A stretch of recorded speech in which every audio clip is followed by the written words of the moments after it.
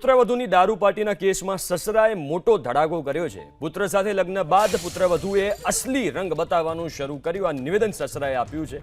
સાથે કહ્યું કે લગ્ન પહેલા કોઈ વ્યસન ન હોવાનો દાવો કર્યો હતો।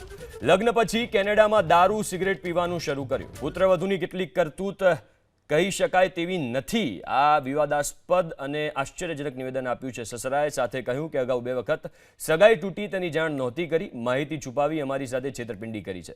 દારૂ અને સિગરેટ પીવા ન મળતા ઝઘડા કરતી હતી। વકીલ મારફતે દહેજ અંગે ખોટી ફરિયાદ કરી। મહિલાઓ અંગેના કાયદાનો ખોટી રીતે ઉપયોગ કર્યો।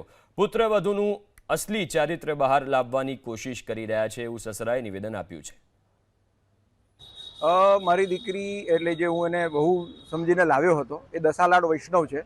એટલે એણે કે લોકોને મધર ફાધર એવી માહિતી આપેલી કે ભાઈ અમે લોકો વૈષ્ણવ છીએ અને સારું છે। એ લોકો જ અમારે એપ્રોચ કરેલો હતો અને મારા દીકરાનો બાયોડેટા જોઈને અમને કોન્ટેક્ટ કરેલો અને એમાં અમે લોકો ધીરે ધીરે કરતાં આગળ વધ્યા। ત્યારે એવું મારો દીકરો કેનેડા કે દીકરી કેનેડા છે 8 વર્ષથી, પણ એ લોકો સિગરેટ, દારૂ કે નોનવેજ કે કોઈ પણ ખરાબ પાર્ટી કલ્ચર સાથે જોડાયેલા નથી।